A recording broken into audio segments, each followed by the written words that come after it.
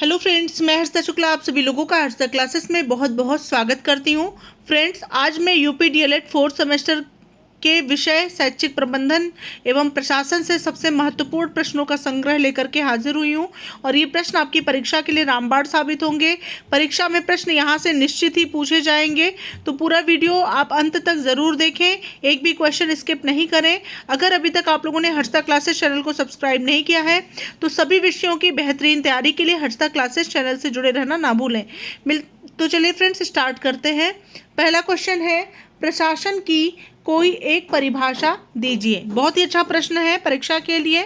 तो इसके आंसर में आप लिख सकते हैं कि प्रशासन एक ऐसी क्षमता है जो अनेक एवं प्रायः विरोधी सामाजिक शक्तियों का एक आंशिक रूप में इस ढंग से समन्वय करती है कि वे एक ऐक्य के रूप में कार्य कर सकें।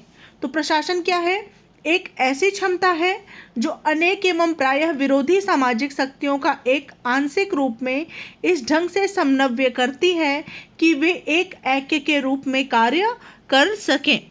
नेक्स्ट क्वेश्चन पर आते हैं फ्रेंड्स। क्वेश्चन नंबर 2 है, अच्छे प्रशासन के लिए क्या अनिवार्य है? तो इसका आंसर होगा कि अच्छे प्रशासन के लिए योजना का पूर्व निर्माण करना आवश्यक है। सबसे महत्वपूर्ण है, अच्छे प्रशासन के लिए क्या अनिवार्य है? अच्छे प्रशासन के लिए योजना का पूर्व निर्माण करना आवश्यक है। नेक्स्ट क्वेश्चन पर आते हैं फ्रेंड्स। शैक्षिक प्रशासन की मुख्य आवश्यकताओं के बारे में 2 कारण बताइए। मतलब शैक्षिक प्रशासन की मुख्य आवश्यकताओं के 2 कारण बताना है आपको। तो पहला कारण आप लिख सकते हैं शैक्षिक उन्नति। ठीक है, शैक्षिक क्षेत्र में उन्नति होगी, तो ये सबसे महत्वपूर्ण कारण है कि शैक्षिक उन्नति होनी चाहिए। और दूसरा है फ्रेंड्स शिक्षण प्रक्रिया में सुधार। ठीक है, तो ये सबसे महत्वपूर्ण कारण है, शैक्षिक उन्नति और शिक्षण प्रक्रिया में सुधार। नेक्स्ट क्वेश्चन पर आते हैं फ्रेंड्स। क्वेश्चन नंबर 4 है आपका, प्रशासन का क्या अर्थ है? तो प्रशासन का अर्थ है कार्यों का प्रबंधन करना। ठीक है, कार्यों का प्रबंधन करना जो है प्रशासन का अर्थ होता है। नेक्स्ट क्वेश्चन पर आते हैं फ्रेंड्स, प्रबंधन की मुख्य विशेषताएं क्या है? तो इसका आंसर है कि प्रबंधन व्यक्तियों के कार्य करने की कला है। इसमें व्यक्तियों तथा कार्यकर्ताओं को समूह में संगठित रूप में कराया जाता है। प्रबंधन क्या है? व्यक्तियों के कार्य करने की जो है कला होती है। इसमें व्यक्तियों तथा कार्यकर्ताओं को समूह में संगठित रूप में कराया जाता है। मतलब व्यक्तियों तथा कार्यकर्ताओं द्वारा जो है कार्य समूह में, मतलब ग्रुप में या संगठित रूप से, मतलब एकत्रित होकर के उनके द्वारा कार्य कराया जाता है। मतलब एक साथ वो एकजुट होकर के कार्य करते हैं, तो यही प्रबंधन की मुख्य विशेषता होती है। नेक्स्ट क्वेश्चन पर आते हैं फ्रेंड्स, प्रबंधन के 2 नियम दीजिए। बहुत इंपॉर्टेंट है। तो प्रबंधन का जो पहला नियम है वह है नीति निर्धारण का नियम और दूसरा नियम है कार्य विभाजन का नियम। नीति निर्धारण करना और कार्य विभाजन करना, यही प्रबंधन का 2 नियम है। नेक्स्ट क्वेश्चन पर आते हैं फ्रेंड्स। क्वेश्चन नंबर 7 है, शैक्षिक प्रशासन के 2 मूल कार्य लिखिए। तो पहला कार्य है नियोजन करना और दूसरा कार्य है नियंत्रण करना। शैक्षिक प्रशासन के 2 मूल कार्यों में पहला है नियोजन करना और दूसरा है नियंत्रण करना। नेक्स्ट क्वेश्चन पर आते हैं फ्रेंड्स, शैक्षिक प्रशासन की कोई 2 परिभाषाएं दीजिए। तो पहली परिभाषा आप दे सकते हैं डॉक्टर S.N. मुखर्जी के अनुसार, शैक्षिक प्रशासन वस्तुओं के साथ साथ मानवीय संबंध की व्यवस्था से संबंधित होता है। शैक्षिक प्रशासन क्या होता है? वस्तुओं के साथ साथ मानवीय संबंध की व्यवस्था से क्या होता है? संबंधित होता है। ठीक है। नेक्स्ट है फ्रेंड्स, फॉक्स, विश तथा रफनर के अनुसार शैक्षिक प्रशासन एक सेवा करने वाली गतिविधि है जिसके माध्यम से शैक्षिक प्रक्रिया के लक्ष्य प्रभावशाली ढंग से प्राप्त किए जाते हैं।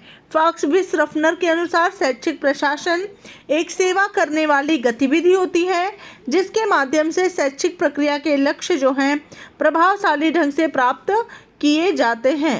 नेक्स्ट क्वेश्चन नंबर 9 पर आते हैं फ्रेंड्स, प्रबंधन प्रक्रिया के अंग कौन कौन से हैं?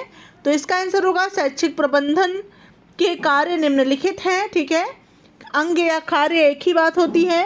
पहला है नियोजन करना, दूसरा है संगठन करना, तीसरा है निर्देशन करना, चौथा है नियुक्ति करना, पांचवा है समन्वय करना, छठा है नियंत्रण करना, सातवां है एकीकरण करना, आठवां है संदेश वाहन, नौवां है अभिप्रेरणा, ठीक है, यानी मोटिवेशन करना, 10वां है निर्णय लेना। ठीक है, तो ये 10 कार्य आप लोग लिख सकते हैं। नियोजन, संगठन, निर्देशन, नियुक्ति, समन्वय, नियंत्रण, एकीकरण, संदेश वाहन, अभिप्रेरणा, निर्णय लेना।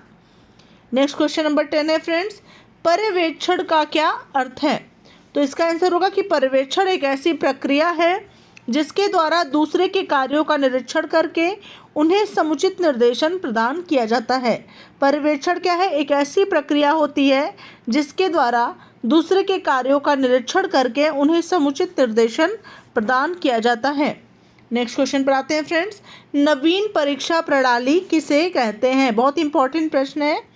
तो इसका आंसर होगा कि वस्तुनिष्ठ परीक्षा प्रणाली को नवीन परीक्षा प्रणाली कहते हैं। जो ऑब्जेक्टिव टाइप के पेपर्स दिए जाते हैं, यानी वस्तुनिष्ठ प्रकार के प्रश्नों के द्वारा जो परीक्षा प्रणाली लागू की जाती है उसी को नवीन परीक्षा प्रणाली कहा जाता है। नेक्स्ट क्वेश्चन है फ्रेंड्स, वित्तीय अभिलेख कौन कौन से हैं?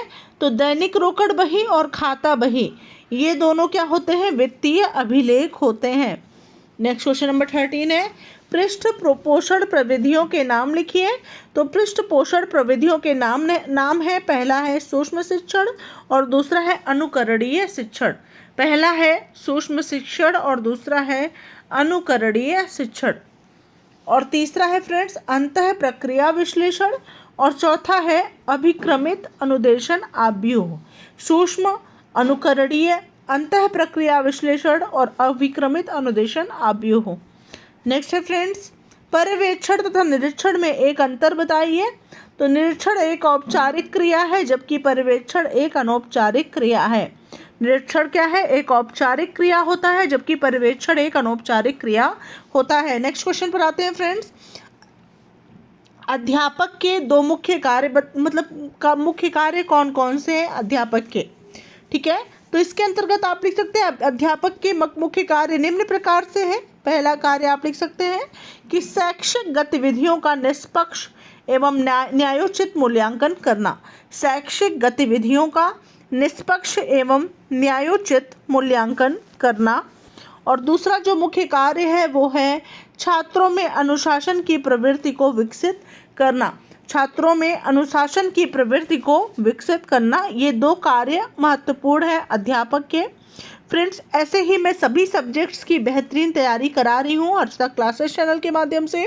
गणित विषय की और सभी विषयों की बहुत ही बेहतरीन तैयारी कराई जाती है यहाँ पर, और ज़रूर चैनल को सब्सक्राइब कर लें, ज़्यादा से ज़्यादा दोस्तों को ज़रूर शेयर करें। सभी सब्जेक्ट्स के प्लेलिस्ट की लिंक मैं इस वीडियो के डिस्क्रिप्शन में दे दूँगी, वहाँ से आप सभी सब्जेक्ट्स की बेहतरीन प्रिपरेशन कर सकते हैं। कम समय में सबसे महत्वपूर्ण प्रश्नों का संग्रह आप लोगों के समक्ष लेकर के उपस्थित हूँ। मिलते हैं नेक्स्ट वीडियो के साथ, तब तक के लिए thank you so much friends, thanks for watching my video.